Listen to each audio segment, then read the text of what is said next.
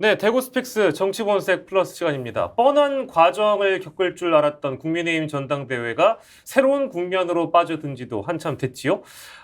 김기현 후보의 낙승이 되지 않을까, 많은 분들이 예상하셨겠습니다만 천하람 후보의 등장으로 또 황교안 후보의 지난 토론회 또 연설회 선방으로 인해서 김기현 후보는 지금 어려움에 처해 있는 것이 사실인데요.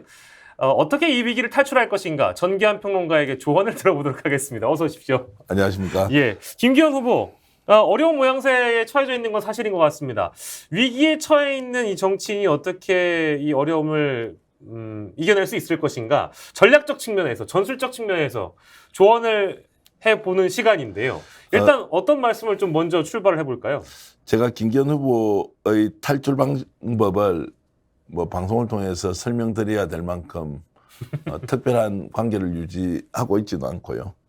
또 김기현 후보가 당대표로 나와서 활약하고 있는 것에 대해서 우리가 보통 이런 정도의 상황을 직면했을 때 나는 어떻게 탈출할 것인가. 그래서 저는 오히려 김기현 그 후보의 상황을 통해서 과거에 이제 삼국지 같은 데서도 나오고 전략 전술적 측면에서 어떻게 위기를 극복할 것인가 이런 것들을 약간은 우리 인생살이 또는 처셔의 측면에서 그 많은 것을 가르쳐 주고 있다. 이런 측면에서 오늘 김기현 후보가 빠져 있는 여러 가지 상황들을 예.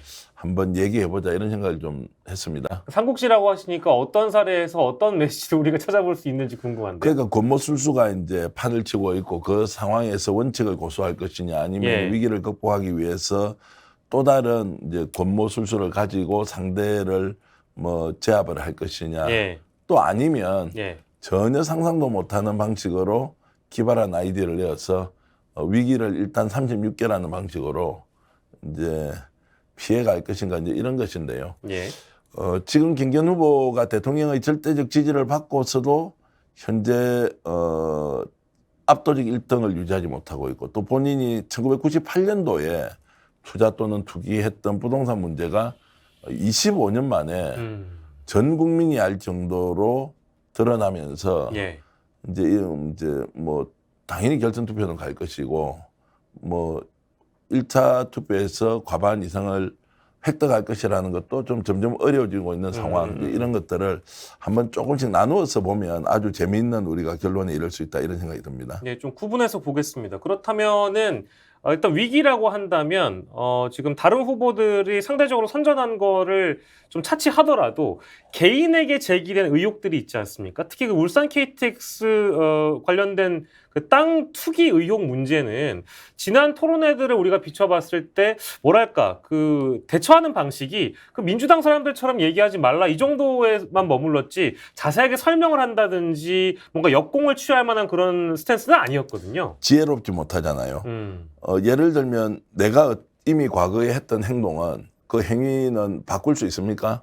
없지 않습니까? 그것이 투자든 투기든 그렇죠. 바꿀 수 없지 않습니까? 그러면 사실관계에 대해서 정확하게 고지를 해주는 방법과 사실을 일단 제쳐놓고 이것이 바로 정치 공세네 왜 나한테 이렇게 하느냐? 너 알고 보니까 민주당 수법이네. 과거 정권이 나를 탈탈 털었는데 아무것도 안 나오는데 왜 공격이야? 예. 이것은 이 의문을 가지고 있는 사람한테 마땅한 대답이 아니에요. 공방의 하는 당사자 간에는 야 왜 이런 이야기야? 너 기분 나빠 술자리 임마 너 원래 그런 놈 아니었는데 이런 식으로 나를 공격할 수 있어 야비하다. 네. 이 보니까 누구누구 닮았네. 정말 이런 식으로 살 거야? 정말 제발 이러지 마. 이런 것은 사적 관계에서는 할 수 있어요. 네.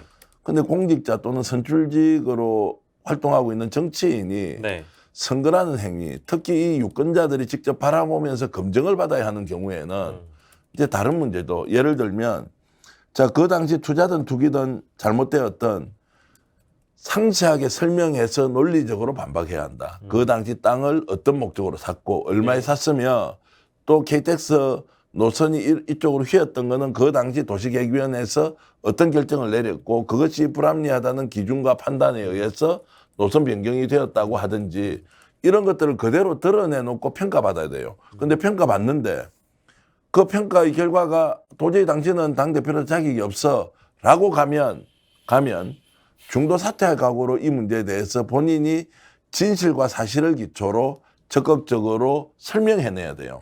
이걸 안 해버렸다는 거죠. 예. 그러면 생각해 봅시다. 김기현 후보가 대통령의 절대적 지지를 받지 않는 상태에서 그냥 고만고만한 당대표 후보로서 컷오프 이후에 4명이 됐다고 생각합시다. 거기에서 뭐 1등 정도 됐는데 대통령의 지원이 없다는 상황에서 만약 이 문제가 터졌으면 어떻게 되겠어요? 대통령의 지원이 없다는 상황에서 이 문제가 터졌고 지금 현재 김기현 후보가 하고 있는 대처 방안이 권리당원이나 국민들에게 어떤 느낌을 주겠어요? 아, 저 사람 자격 없다 이렇게 바로 정리되는 거 아니에요? 그렇겠죠.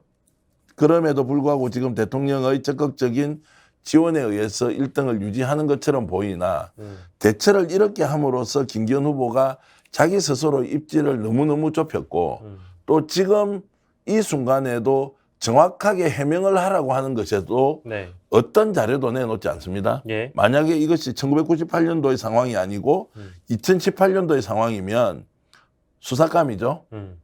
압수수색 받을 수 있고 당사자가 고발을 당했을 수도 있겠죠. 예. 그 정도 중대한 문제지 않습니까? 네. 그런데도 자료나 근거를 가지고 해명을 하지 않습니다. 그것은 결국 이 후보, 김기현 후보의 본심은 너희들이 아무리 나를 공격하더라도 나는 대통령의 힘으로 이번 당대표 경선에서 1등을 먹을 거야 라는 확고한 자기 생각이 있는 거예요. 예, 예. 이제 그러다 보니까 전술적 측면에서 보면 김기현 후보의 뻗치기는 그렇게 나쁜 건 아니에요. 왜냐하면 이 그 당대표 경쟁의 출발은 본인의 출마는 결국 대통령, 윤핵관, 윤심의 반영으로 나온 거지 않습니까? 네. 그렇기 때문에 어떤 다른 상황에 부도덕한 내용이 나오더라도 이것만 지키고 있으면 이길 수 있다는 예. 것이기 때문에 이 문제에 대해서 본인이 정확하게 해명도 하지 않고 설명도 되지 않고 그러면서 얼토당토 안 한 논리. 너 민주당이야? 예, 예. 너 옛날 정권하고 똑같은 수법이네? 이제 이렇게 가고 있는 것인데 전략적 측면에서는 완전히 실패했다. 있는 사실을 드러내고 충분히 해명했으면 대통령실도 오히려 보태줄 게 있었는데 네. 그걸 깡그리 무시하고 감으로써 상당 부분 실패한 걸로 가고 있지만 전술적인 측면에서는 본인은 결국 윤심 때문에 살아날 것이다. 이렇게 이제 고집하고 있기 때문에 이 상황에서는 전술적으로는 크게 실패한 대응은 아니다. 이렇게 봅니다. 예. 실제 저는 뭐 이재명 당대표와 관련된 여러 의혹들에서 동의하지 않는 바도 물론 있습니다만 국민의힘 당원들 게시판이라든지 각종 커뮤니티에 보면 황교안 후보나 내지는 타 후보들이 이 울산 KTX 의혹을 제기했을 때 차후에 당대표가 설령 김기현 후보가 된다고 하더라도 나중에 이재명 당대표와 비교당하면 우리는 그때 할 말이 없어질 수도 있다라는 반응들이 당 내부에 실제 있더군요. 그렇기 때문에 더 본인이 이 위기를 이겨내려면 더 이제 뭔가 공세적으로 반박을 했어야 되는데 말씀해 주신 것처럼 너무 뜨뜻미지근한 태도가 문제라는 점이고요.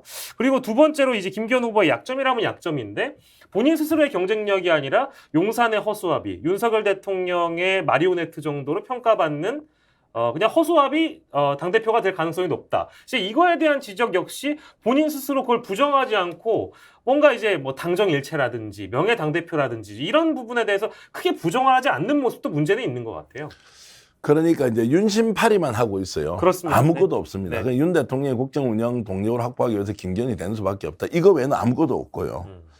지금 이 순간에도 사실은 투기를 통해서 본인이 부당 이득을 획득하거나 또는 그 재산을 가지고 있다. 이런 의혹이 있잖아요. 예.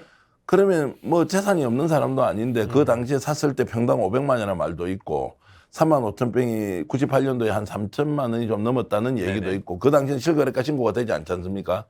그러면 그 정도 돈 같으면 빨리 사회복지 공동모금회나 예. 공공재단에 기부를 하고 기부하겠다. 기부하고 자, 이 문제 일단 벗어나서 대통령실에 부담은 좀 덜 줘야 될 거 아니에요. 예. 그런데 재산은 지키고 투자는 잘못돼서 국민적 의혹이 일고 있는 이 상황에서 당 대표는 해야 되고 그러면은 지금 두 마리 토끼를 잡겠다는 건데 자 이것이 궁극적으로 김기현 후보에게는 도움이 되며 네. 앞으로 국민의힘의 총선에는 도움이 되며 좀 더 나가서 윤석열 대통령에 도움이 되겠느냐. 예. 셋 다 도움이 안 된다고 보는 것이 저희 견해고요. 예. 그럼 이 일이 터졌잖아요. 지금 이 순간에도 전략가들이 여러 조언들을 하고 있을 거예요. 예. 마지막으로 남는 것은 자, 후보인 본인이 이 문제 어떻게 해결할 거냐. 떳떳하더라도 사실은 던지면서 뭔가 국가를 위해서 큰 일을 하기 위해서 어쩔 수 없이 자신의 재산이나 자신의 명예를 포기하는 경우도 있단 말이에요. 예. 이거는 누가 보더라도 투기의혹이 짙고 또 노선이 변경됐고 지금도 땅값이 많이 올라 있는 이런 것 같으면 빨리 털고 넘어가야 하는 것이 지혜로운 선택인데 예. 그런 부분이 없는 상태에서 버티기를 한다. 한 일주일 정도 더 가보십시오. 예. 버티기 하지 않습니까? 지금 당심이 어떤 방향으로 바뀔지도 모른다. 음. 두 번째, 이런 방식으로는 윤 대통령에도 도움도 안 되고 다음 총선에도 더더욱 도움이 안 된다. 네. 이렇게 가면 본인의 입지가 매우 좁아질 수 있기 때문에 지금이라도 저는 제가 조언을 하는 위치에 있으면 네. 털어내라. 털어낸다는 것은 원래 그것이 자기 재산이 아니었고 공걸로 공짜 비슷하게 그냥 먹었던 것 같으면 예. 사회에 기부하고 그러고 정치를 할 때는 어떤 도덕적 자세 그리고 태도로 할 건지를 다시 한 번 더 자신을 되돌아보는 수단으로 삼아야 그나마 터닝 포인트, 전환점이 나올 수 있다 이런 생각을 하고 있기 때문에 예. 결국 김기현 후보가 이 문제를 계속 묶어서 자기 몸에 묶어서 가는 순간 자신의 미래도 당의 미래도 윤석열 정부의 미래도 없다. 결국 우리나라에 도움이 안 되는 것이다. 예. 이런 생각으로 잘 마무리를 해야 한다. 이렇게 조언드리겠습니다. 그 기간으로 따지면 이제 3.8 전당대회는 이제 한 열흘 정도 조금 오버해서 남아있는 그런 상황이긴 한데 기존에 처음에 취했던 어떤 압도적 1위 전략을 수정해야 되는 시점이 되어버렸고 그건 이제 본인의 자의적으로 안 되기 때문에 워낙에 다른 상대 후보들이 강세라서 그럴 수밖에 없는 상황이기도 하고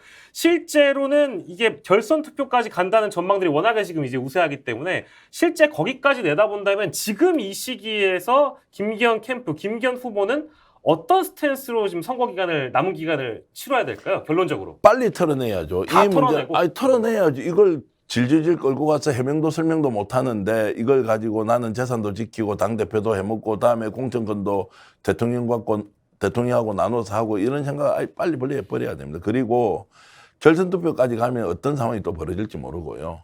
만에 하나 천하람 후보 같은 젊은 사람이 결선에 올라가 버리잖아요. 네. 그러면 한 2, 3일 동안에 정말 경천동잘 만한 일이 벌어질 수도 있다.